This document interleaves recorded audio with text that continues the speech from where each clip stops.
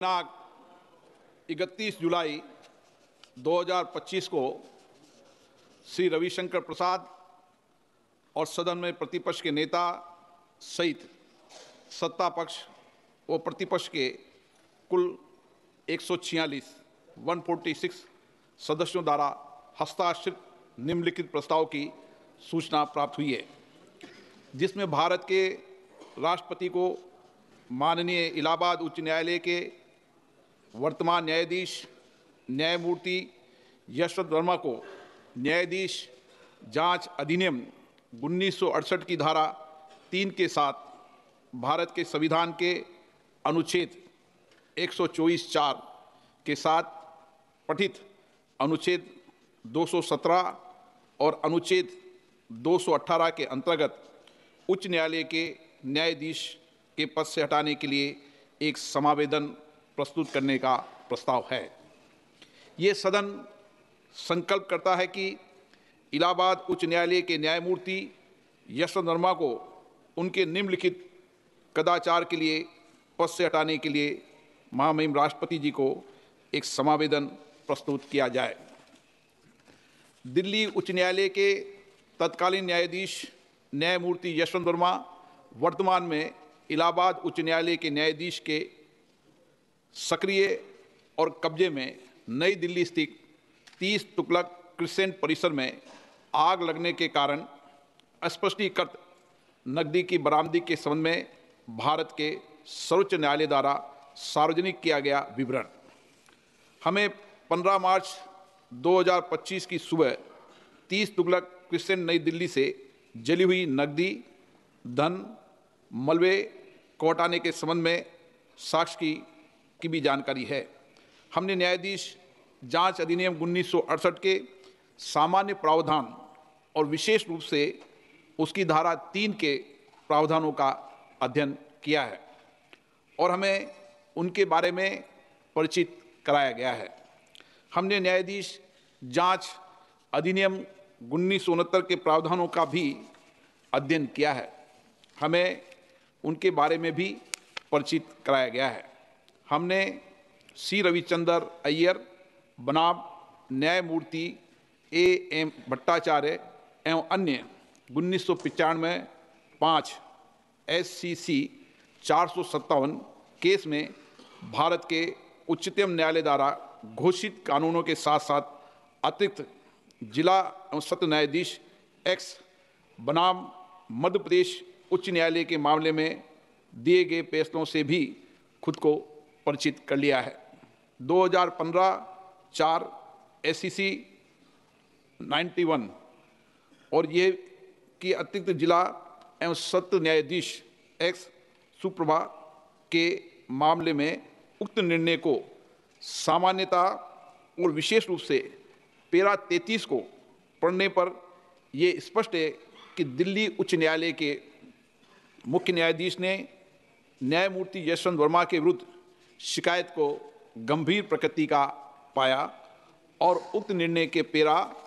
33 के तहत परिकल्पित इन हाउस प्रक्रिया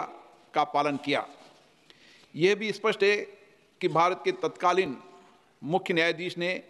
इस गंभीर एवं चौंकाने वाले घटना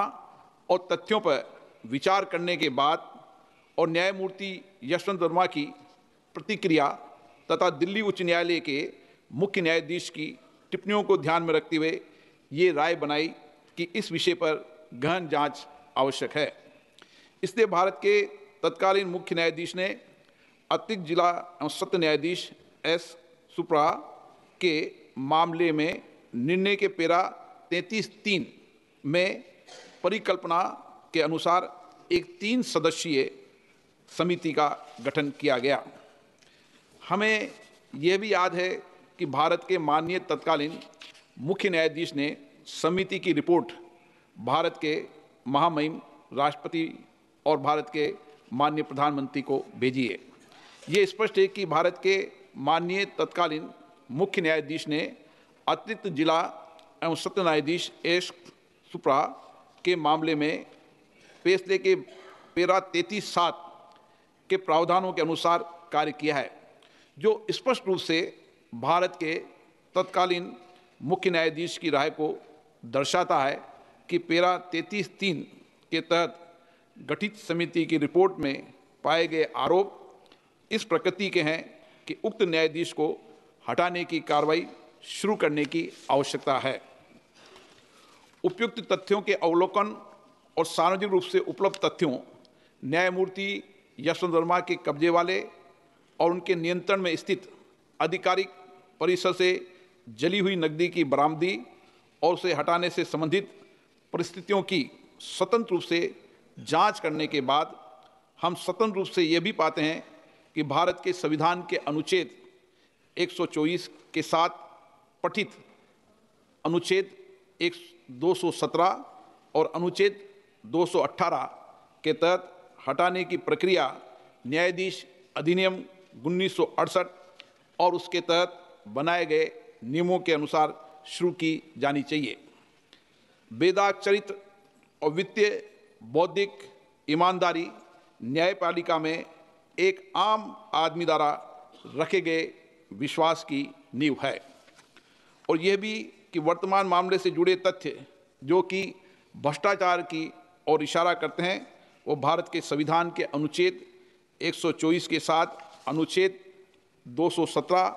और अनुच्छेद 218 के तहत कार्रवाई और प्रक्रिया के योग्य हैं और संसद को इस विषय पर